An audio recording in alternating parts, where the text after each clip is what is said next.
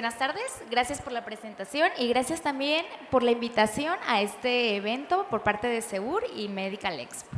Bien, entonces ya me presentó, soy la doctora Diana Fabiola Ramos y el día de hoy vamos a tratar un tema de mucha importancia.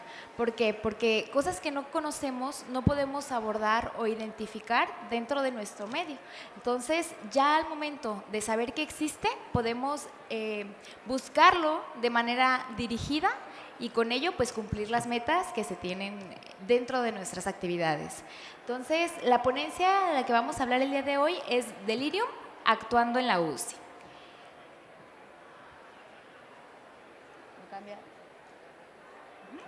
El contenido, pues primero vamos a identificar qué es, los factores de riesgo, los mecanismos por los cuales se puede dar, el impacto tan grande que tiene en diferentes áreas, las intervenciones que nosotros podemos realizar, enfocándonos sobre todo en el paquete que se llama ABCDF, los desafíos y retos a los cuales nos estamos enfrentando a la actualidad y por último las conclusiones, que en realidad son todos los objetivos que nos vamos a llevar a la práctica clínica y de manera diaria. Ok, el delirium pues es un síndrome neuropsiquiátrico que se caracteriza sobre todo con alteraciones en el estado de conciencia. De manera aguda y fluctuante, también con un deterioro cognitivo y alteraciones sensoperceptivas. Es también llamado estado confusional agudo. ¿Por qué? Porque ha existido mucha confusión con esta situación de entre el delirio y el delirium. El delirio como tal es un síntoma dentro de varias enfermedades psiquiátricas y el delirium es la enfermedad base como tal. Y pues el dato pivote va a ser que es algo agudo, es decir, que se llega a presentar de días a horas. Y como mencioné anteriormente, la importancia radica en la cantidad de pacientes que pueden llegar al área de unidad de cuidados intensivos a presentar este tipo de patología, que es hasta en un 80% de los ingresos que se llevan a tener. ¿Qué tipos de delirium existen? Bueno, se clasifican en hiperactivo, hipoactivo y mixto. Como su nombre lo dice, pues el hiperactivo se caracteriza todo lo que sea para arriba. Por ejemplo, agitación psicomotriz, que el paciente tenga síntomas positivos psicóticos, como lo son las alucinaciones, que son alteraciones en la percepción, que esté con la habilidad emocional, que son aquellos pacientes que usualmente los vemos más descontrolados dentro de nuestra área y que van a necesitar un cierto tipo de manejo. Estos pueden llegar hasta ser de manera mecánica. Los hipoactivos, pues en cambio, estos van a tener disminución en sus movimientos, en su capacidad de respuesta y de concentración. Vamos a notar que son pacientes somnolentos, que están aletargados, apáticos, no nos responden como cualquier otro paciente que se encuentra en el hospital. Y mixto quiere decir que están entre la alteración de estar en un estado hiperactivo a uno hipoactivo. Y es importante sobre todo el fijarnos en los hipoactivos y en los mixtos, ya que del 80% de los pacientes que ingresan, 90% se centran en este tipo de delirium. Bien, y el delirium hipoactivo es el de peor pronóstico porque se ha visto que hay infradiagnósticos cuando los pacientes lo llegan a presentar. Aún así, la vigilancia debe de ser estrecha y debe de estar de manera constante, porque de uno puede cambiar y evolucionar a otro. Entonces ahí está nuestro ojo clínico de saber identificar en qué estadio se puede llegar a encontrar.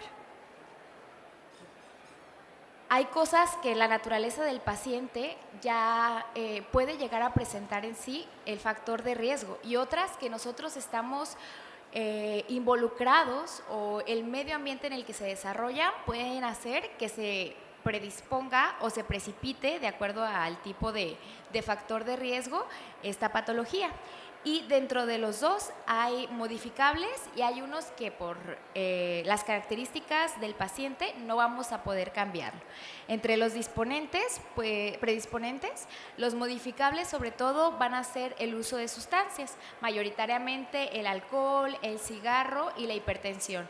No necesariamente que no tenga la enfermedad, sino que ésta se mantenga estable. Y los que no podemos modificar son la edad del paciente y se asocia a que se llega a presentar con mayor frecuencia en pacientes de edad avanzada, que antes de tener el delirium como tal hayan presentado ya un deterioro cognitivo o en el neurodesarrollo, enfermedades cardíacas, sepsis y el grado de fragilidad que pueden llegar a tener los pacientes. Y los precipitantes son los que involucran desde que el paciente ya se ingresa de manera intrahospitalaria. Entre los modificables, que es donde nosotros debemos de tomar más en cuenta, son las drogas tanto que usó previamente como las que se están usando en el momento de su hospitalización. Se asocia sobre todo a los opioides, a los anticolinérgicos y a los corticosteroides. En el ambiente, pues el ruido que se puede llegar a generar por las máquinas mismas que están en el área, las alteraciones en el sueño, no solamente dadas por la patología como tal, sino también al momento de estar nosotros realizando la intervención, de estar aplicando medicamentos, de estar haciendo evaluaciones constantes, toma de signos vitales. De manera visual y de manera auditiva, si el paciente llegara a requerir algún dispositivo, pues es necesario que también se le pueda otorgar durante su estancia en la hospitalización. La inmovilidad como tal por el poco espacio que se puede llegar a tener o pues las características del paciente que impidan que pueda estar deambulando durante toda la zona. La ventilación mecánica prolongada y también los cambios tanto metabólicos como electrolíticos. Aquellos que están fuera de nuestro control hasta cierto punto son algunos tipos de anemia. También se ha presentado, pues depende de la severidad de la enfermedad. También si ya se tenía en antecedente no solo una enfermedad cardíaca, sino también alguna enfermedad pulmonar. Bueno, esta es una enfermedad que tiene muchas etiologías, entonces no hay un mecanismo todavía definitivo que nos pueda orientar a decir, por esta razón es la que se da. Hay muchas pautas o muchas razones por las cuales se puede llegar a generar el delirium. Entre ellas, pues las principales características estructurales son cambios en los neurotransmisores. Se ha visto un aumento de la dopamina y una disminución o un agotamiento de la acetilcolina, pero también se ve involucrado el glutamato y la serotonina. Los factores inmunológicos, fisiológicos y genéticos ya como tal del paciente y las exposiciones iatrogénicas y ambientales, que son los factores de riesgo que les acabo de mencionar, que sí son modificables. Y una de las teorías que ahorita se está apuntando más y se está dando más pie es a todas las teorías de estrés oxidativo cerebral o proinflamatorias en el sistema nervioso central, que se encarga pues el aumento de citocinas, de quimiosinas, de la proteína C reactiva, el factor de necrosis tumoral y todas las vías de inflamación que llegan hasta cierto punto a romper la barrera hematoencefálica y con ello causar un estrés de manera general y con ello pues radicales libres y así tener la enfermedad que es el delirio. Ok, y como hay diferentes etiologías, se han propuesto varias mnemotecnias como para ir descartando con cada uno de los pacientes las principales causas. Entre ellos se encuentra esta mnemotecnia que se dice Dr. Dre, ¿no? Estas, por sus siglas en inglés, nos habla tanto de las enfermedades que tiene de manera aguda como crónica el paciente. La otra es el retiro abrupto de algún tipo de medicamento, condicionado, por ejemplo, por las benzodiazepinas, por los opioides o por algún tipo de sustancia tóxica.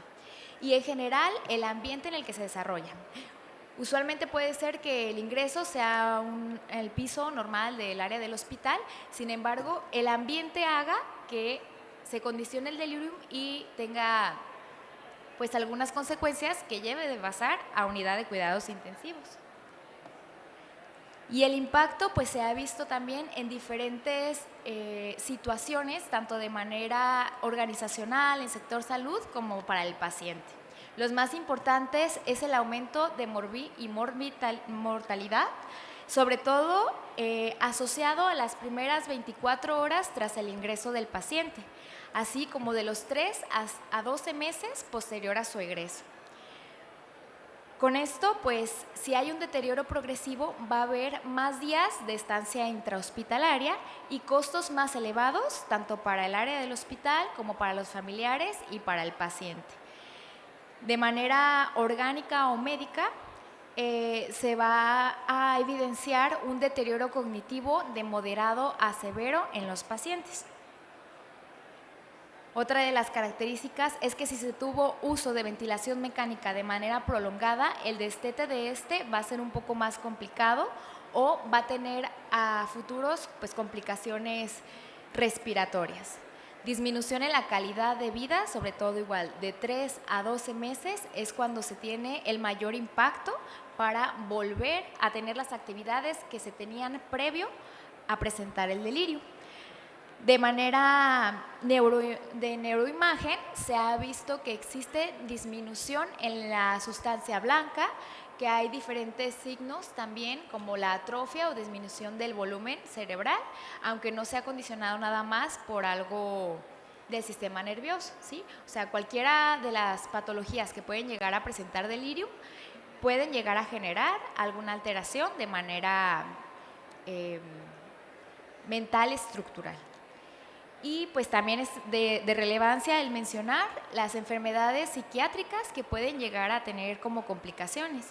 Las más propuestas al momento son la ansiedad, depresión posterior a estar en este evento desde un 34 a un 37% y trastorno de estrés postraumático aproximadamente en un 7%. Bien. Las intervenciones que se han generado, pues podemos dividirla de manera general en dos, de manera farmacológica y no farmacológica. Por el tiempo y por la capacidad de obtención, se ha visto en la mayoría de los estudios que 1 de cada 10 pacientes recibe casi en primer contacto antipsicóticos. Pero la Sociedad Médica de Cuidados Críticos nos menciona que al momento no es una de las características o que se debe de hacer el uso de manera rutinaria, ¿sí?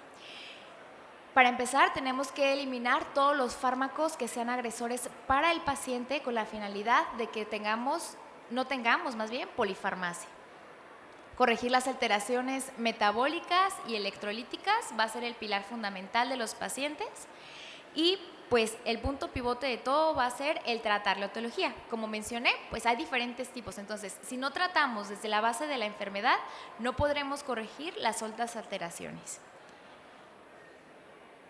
Entre los antipsicóticos más utilizados, repito, tanto por el tiempo como la accesibilidad que se ha tenido, es el haloperidol, que es un antagonista de los receptores dopaminérgicos D2 o aún también conocidos como antipsicóticos típicos. Estos pues son utilizados con mucha frecuencia, sobre todo en el tipo de delirium hiperactivo, por las agitaciones que se pueden llegar a tener los pacientes. Y bueno, una de las ventajas también es que hay diferentes tipos de opciones o vías de administración, entre ellas la oral, la intramuscular o intravenoso. Y esta va a ser dosis dependiente de los efectos que se quieran tener, pero también pues hay un rango terapéutico muy grande, entonces se puede utilizar por muchas dosis, se podría decir, pero con sus limitaciones.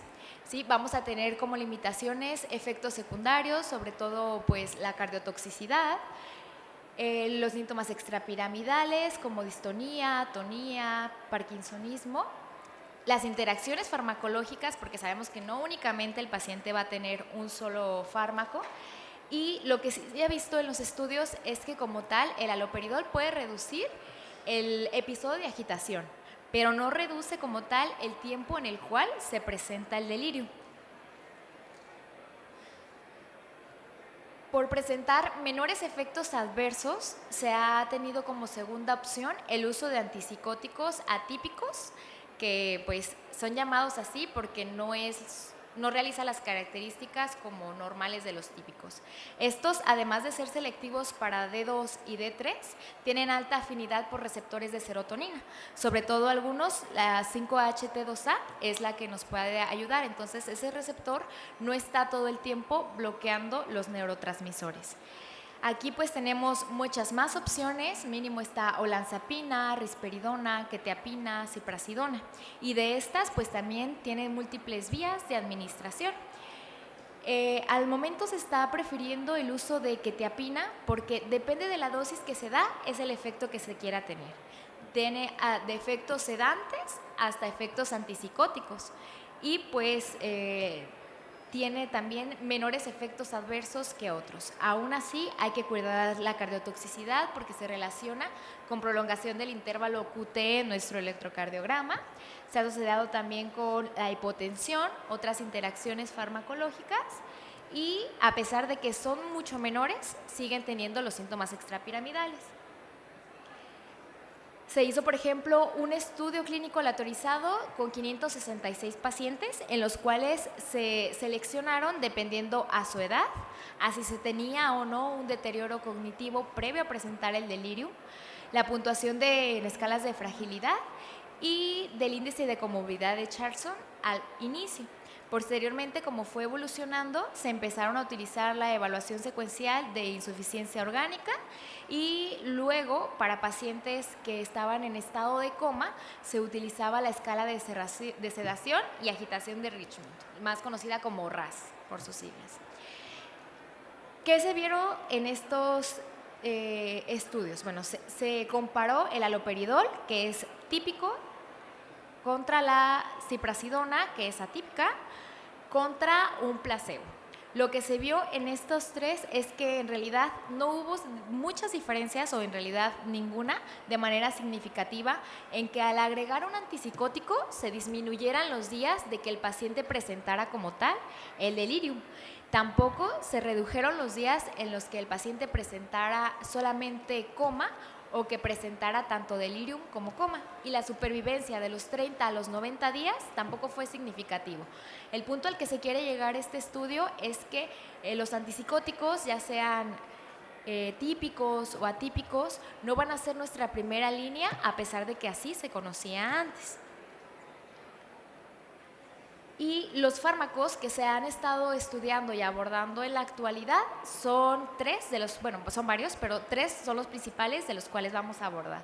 El primero es la dexmedetomidina, que es un agonista selectivo de receptores adrenérgicos alfa-2. Este se ha visto que sí llega a prevenir que se desarrolle el delirium hasta en un 23%. También un estudio de Cochrane menciona que nos ayuda aquí a cortar la duración de los días que el paciente tenga delirium, la ventilación mecánica y por ende reduciendo estas dos se reduce los días de estancia intrahospitalaria. Y por sus efectos ansiolíticos y sedantes nos van a ayudar o a favorecer en aquellos pacientes que tengan alguna alteración en el patrón de sueño-vigilia. Pero no se encontró diferencia que redujera la mortalidad a los 90 días de su uso, tampoco en los días sin coma, sí sin delirium, pero no como tal en que el paciente no tuviera el coma. Y también se vio que no existe protección contra el deterioro cognitivo a largo plazo. El otro son las estatinas, que son muy conocidas en nuestro ámbito médico, sobre todo porque son muy usadas dentro de nuestra población. Estos son inhibidores de la 3-hidroxi-3-metilglutarilcoenzima A reductasa. ¿Cuáles son los efectos? Sobre todo se está queriendo usar de manera antiinflamatoria. Relacionándose con esta teoría de la inflamación, pues bueno, entonces hay que reducirla con un antiinflamatorio. Así que se observó que al momento de pacientes brindarles preoperatorio este medicamento, se disminuía como tal el riesgo de que se presentara el delirium de manera postoperatoria. Pero aquí, a pesar de que fuera un antiinflamatorio, no llega a todos los niveles. Entre ellos se encontró que entre el placebo y la rosuvastatina no hubo diferencias a nivel pulmonar de que se redujeran o ayudara a disminuir los días con ventilación mecánica. Y por último, la ketamina, que ha sido utilizado, se está empezando a utilizar en otros ámbitos como en la depresión, que por tan grandes propiedades que tiene, por ejemplo, anestésicas, analgésicas, antidepresivas y antiinflamatorias, cubren varios pautas que se presentan en el delirium como tal. Aquí sí se vio que se podía reducir como tal la disfunción o el deterioro cognitivo, sobre todo de manera posquirúrgica en pacientes, que este estudio se realizó en pacientes por cirugía cardíaca. Entonces, para ellos sí fue beneficioso. Disminuye como tal en el sistema de la inflamación, pues la vía de las interleucinas, sobre todo la interleucina 6, que es una de las que son proinflamatorias, entonces aquí es donde actúa más, pero a diferencia de otros, pues se vio que era dosis dependiente, entonces con pocas dosis no se podría llegar a alcanzar los objetivos esperados, es decir, aumentar la dosis para llegar a lo necesario. Sin embargo, pues con aumento de dosis se van a también aumentar los efectos secundarios, entre ellos las alucinaciones y las pesadillas, llegando pues a tener alteraciones nuevamente en el patrón de sueño.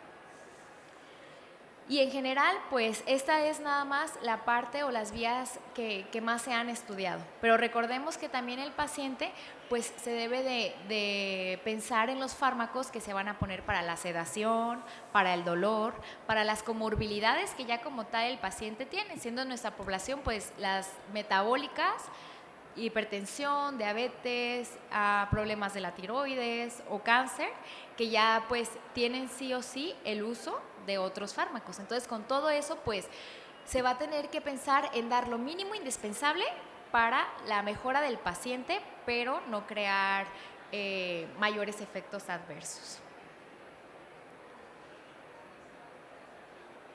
Ok, y pues ya se está cambiando totalmente el modelo de los cuidados, tanto de la prevención como del manejo. Igual, vuelvo a mencionar que la Sociedad de Medicina de Cuidados Críticos ha mencionado que ya el pilar fundamental o la piedra angular del tratamiento no son los fármacos, sino las intervenciones que nosotros como sistema o personal de salud, sobre todo de primer contacto, que es el área de enfermería, puede llegar a realizar para cambiar la evolución de la enfermedad. Se han realizado diferentes metaanálisis en los cuales se identifica qué actividades son las que conducen a la mejoría de la evolución del paciente. Entonces, todos estos metaanálisis se juntaron y se hicieron en una intervención que se llama paquete ABCDF por sus siglas en inglés. ¿Qué significa? Que al momento de implementarlo, o por qué fue bueno, pues que hubo una reducción grande en todos los impactos que les acababa de mencionar, entre ellos la mortalidad, la estancia intrahospitalaria y el uso de ventilación mecánica.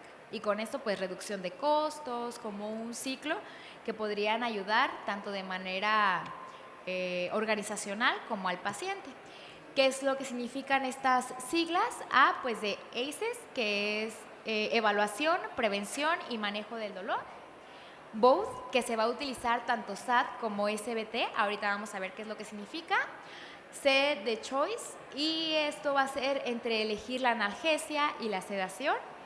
Delirium como tal, igual va a ser la evaluación, la prevención y el manejo que se va a brindar.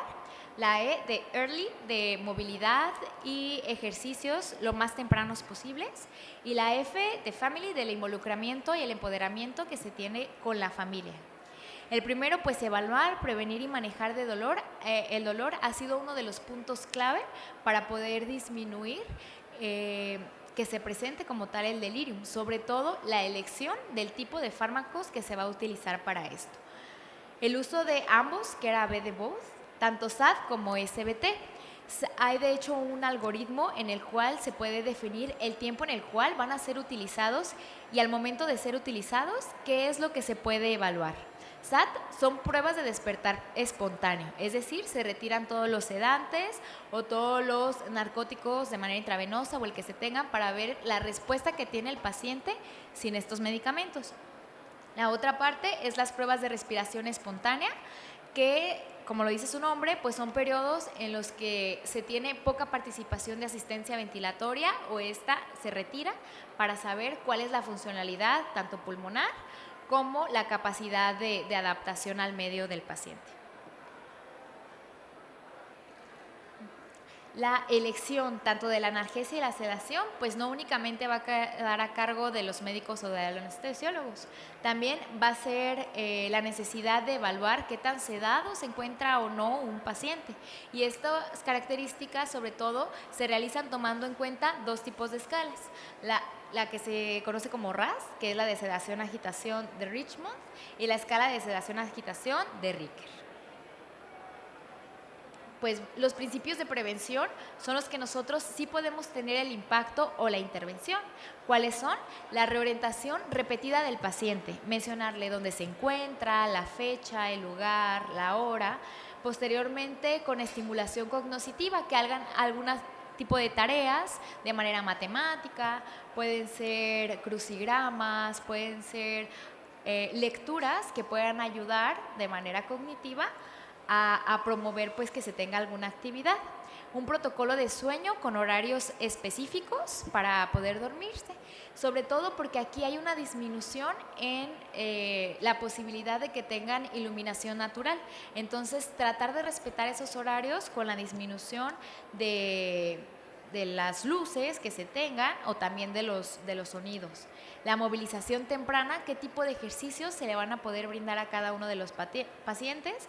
Retiro oportuno de cosas que puedan estar generando restricciones físicas, entre ellos catéteres, sondas o algún otro aparato. Por ejemplo, cuando los pacientes están en un estado hiperactivo y se tuvo necesidad de contención física y pasan a un estado neutral o hipoactivo, se tienen que retirar esas contenciones mecánicas. El uso de anteojos si se necesitaban, de aparatos auditivos, corrección de la deshidratación, que es de vital importancia el mantener hidratados y en parámetros metabólicos e hidroelectrolíticos, el uso de protocolo para el manejo del dolor, que sí ya tiene que estar establecido, y pues la minimización de los ruidos, ¿no? Tanto de las máquinas como también a veces queremos ambientar un poco ahí la unidad y pues disminuir todas este tipo de ruidos que pueden estar alterando el patrón de sueño o la estabilidad del paciente. Y cómo también se puede hacer la evaluación y la detección. Hay dos escalas que son muy importantes. La primera de ellas es el método de evaluación de confusión en la unidad de cuidados intensivos. Hay una que se conoce como CAM, que se realiza de manera general. No se necesita para esta realización algún aprendizaje especial o algún curso, puedes hacerlo de manera rápida. Aquí a veces se encontraba la dificultad de que algunos pacientes no respondían ante estímulos porque estaban sedados, porque tenían ventilación mecánica asistida y pues esos pacientes no te ponían a responder al momento. Pero se encontró pues algunas características para realizar dentro de la unidad de cuidados intensivos y pues tiene una alta especificidad y sensibilidad del 95.9 y del 80% respectivamente. Entonces esta va a ser la que primero vamos a pensar en usar. Y ya en internet y de manera muy accesible podemos encontrar calculadoras que al momento te van explicando qué es lo que debes de hacer. Aquí, por ejemplo, para que diera positivo a delirium, pues tuvimos que poner como que todas las cosas, identificando el tipo de RAS que se tenían, preguntas de orientación, qué tal estaba su atención, y ya al final te aparece si es positivo o es negativo y en cuánto puntaje. Entonces, son de mucha ayuda que nos puedan llegar a explicar. Aquí también importante mencionar que cuando se hacen las traducciones al español, sí te lo traduce como delirio, pero hay que ver en qué contexto es el que se está utilizando la palabra, si como delirium, como patología o el delirio como síntoma. Y la otra que sí es bueno utilizarla, pero no es tan sensible y específica como la previa, pues es la lista de verificación de síntomas del delirium en UCI. Igual, ya en esta página hay calculadoras como tal que nosotros vamos seleccionando punto por punto. Estos son 8 puntos y cada uno de estos puntos nos va generando pues una lista y al final ya nos aparece inmediatamente cuánto es o si está o no con síntomas de delirio. La movilidad temprana y el ejercicio, pues bueno, podemos aplicar una serie de múltiples actividades. Va a ser dependiendo al nivel y la capacidad de cada uno de los pacientes. Retornando al punto B sobre el uso de SAT y de SBT, se ha visto que existe mejor pronóstico y funcionalidad cuando estos movimientos se realizan cuando el paciente está en el SAT, o sea, cuando no se tiene la ventilación asistida o esta se disminuye, para ver la fuerza, para ver la capacidad pulmonar también con alguna actividad. El compromiso y empoderamiento de la familia, pues aquí para que se tenga una participación equitativa por parte de todos y llegar a evitar que se tenga un solo cuidador y con ello evitar el síndrome del cuidador. Entonces, hacer partícipes a todos los familiares que pueden contribuir, por mínima que sea su participación, se podrá tener mejores condiciones. ¿Qué es lo que se va a plantear? Pues información sobre la condición y los objetivos. Eso es lo que nosotros vamos a poder proporcionar a sus familiares. Esta debe ser de manera objetiva, clara, con los menos tecnicismos posibles, porque pues si no son del área de la salud puede que no logren comprenderlo o tengan muchas dudas al respecto, y se ha visto que esto nos ayuda a disminuir de manera psicológica y emocional pues el estrés que se puede llegar a generar.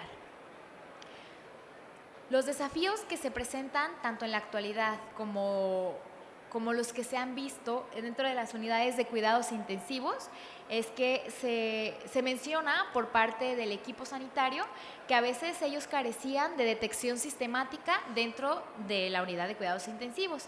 Entonces, para eso fue que se desarrollaron herramientas confiables, con alta sensibilidad y especificidad y aparte accesibles para poder realizarlo en el mismo momento en el que estamos valorando al paciente. Evaluar al paciente intubado era una de las características que más se les complicaba al servicio. Entonces lo que hicieron fue adaptar la escala de CAM a CAM en unidad de cuidados intensivos.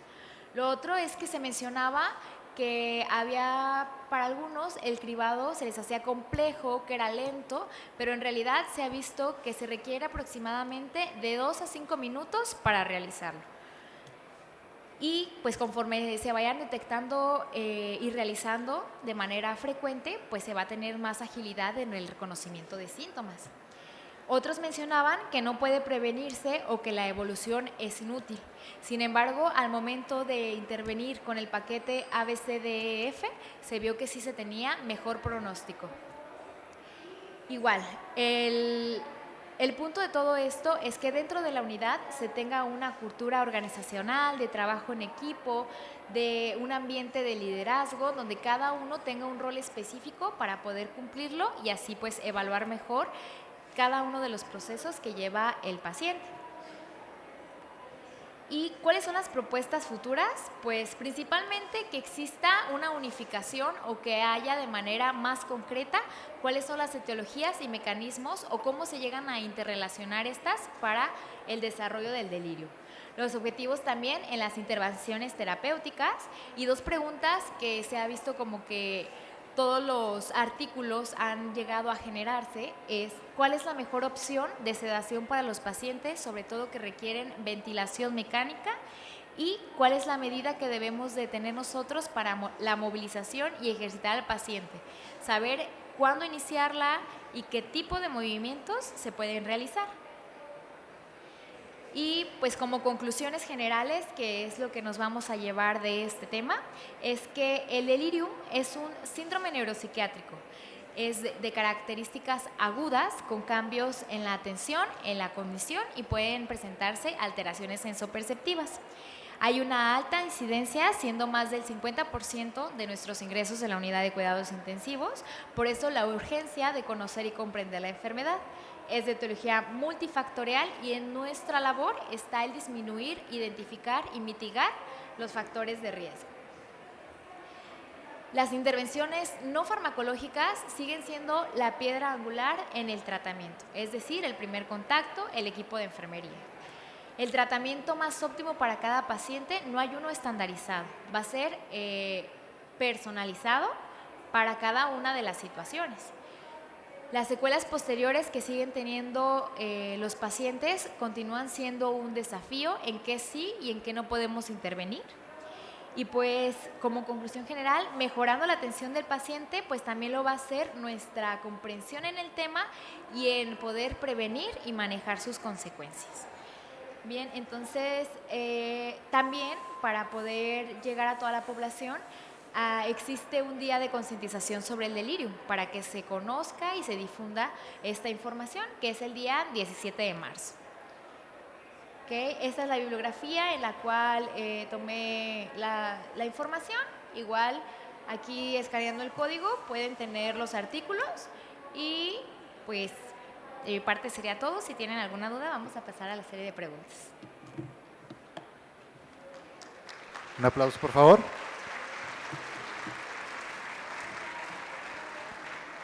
Vamos a pasar al área de preguntas. Cualquier pregunta que tengan, por favor, levanten la mano y le haremos llegar el micrófono.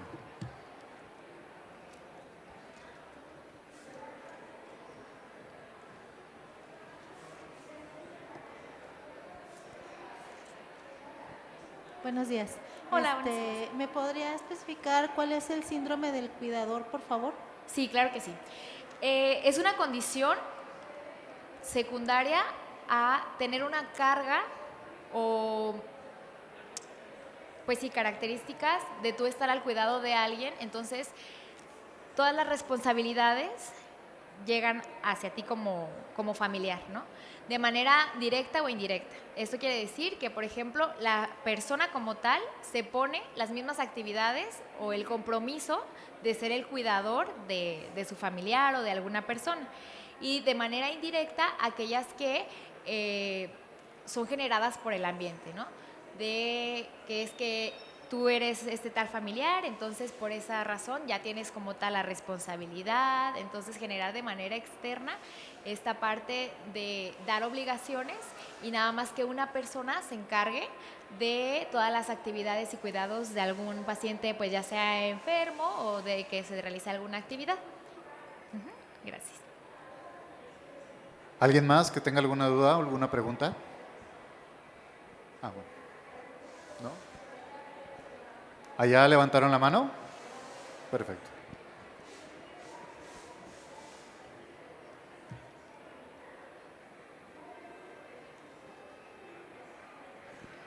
Al momento de retirar el SAT, ¿no puede causar más daño neurológico en el paciente? Bueno, es que esto va acompañado del destete en general. Van a hacer pruebas que, como les comentaba, hay un cierto algoritmo que nos puede identificar cuándo sí es pertinente retirarlo y cuándo no. De hecho, ahí en los artículos van a poder encontrarlo para que se vean más o menos cómo es los puntos clave que se deben de tener. También la duración es no luego va a ser el tiempo final que se va a tener el retiro de la ventilación. Vamos a ir alargando este tiempo para que pues no se provoque hipoxia, no se provoquen más efectos. ¿Algún otro? Bueno, doctora, por nuestra parte también tenemos algunas dudas. Okay. Quisiera que nos pudiera explicar en sus palabras cuáles son los riesgos de no detectar algún signo de delirium temprano. Ok. Al momento de nosotros alargar el tratamiento, podemos tener pues mayores estrés de manera general o neurológica, ¿sí? Entonces, alargando la enfermedad, va a ser más difícil el poder encontrar un tratamiento. Y con ello, pues, se van a empezar, en vez de ir descartando como la etiología, vamos a tener que primero ir como retirando los síntomas antes de saber como cuál es la etiología. Entonces, al momento de las primeras detecciones, nosotros es más fácil que se pueda tener menores como puntos clave para así atacar en vez de todos los síntomas que nos pueda llegar a generar y no percatarnos como de dónde viene ese síntoma, ¿sí? Entonces, en la cascada como de la inflamación sería como irnos a la base y esas serían sobre todo las consecuencias que entre la disregulación de manera general, metabólica, orgánica y cerebral se pueden tener pues más inflamación y el proceso de inflamación después puede ser más complicado el disminuirlo con el tratamiento. Perfecto. También en temas donde los pacientes tienden a ser agresivos, donde tienden a generar su trastorno con violencia. Se ha visto, se ha tomado también la capacidad de atarlos. En su experiencia dentro de toda esta parte de psicología, ¿lo ve recomendable? ¿No lo ve recomendable? ¿Se encuentra más que el fármaco en ciertas situaciones? Hay una escalada de condiciones de agitación. Lo primero que se tiene que hacer es una contención verbal. Si a la contención verbal, al momento de hablar, de resolver las dudas del paciente, no reduce por el estado en el que se encuentra, pasamos a contenciones farmacológicas. La contención farmacológica pues se aplica a los medicamentos que tengamos, sobre todo que ya se haya utilizado por parte del paciente, dependiendo que sí, que no se pueda utilizar, pero no se puede realizar una contención física sin tener una contención farmacológica, y eso es muy importante. Le llamamos contención o sugestiones gentiles, es decir, tratar de evitar que el paciente se haga daño a sí mismo o haga daño a alguien más. Esas son las únicas condiciones en las cuales se puede realizar, pero no se puede realizar una contención mecánica sin una farmacológica. Perfecto. Y por último, también comentábamos anteriormente, ¿no? Muchas veces creemos que el psiquiatra es el único involucrado dentro de la recuperación de algún paciente, pero sin embargo la parte de enfermería es una parte primordial. Y quisiera, si nos puedes explicar un poco cómo se lleva esta parte de enfermería dentro de la psiquiatría. Okay. Bueno, pues yo siento que es lo principal porque son el primer contacto. Entonces, teniendo a enfermeros capacitados de manera pues técnica, pero también de manera de identificación de todas estas cosas, al momento de que cuando se llegue la necesidad de ya nosotros intervenir, pues ya se tengan más esclarecidas las dudas y ser más objetivos en las situaciones.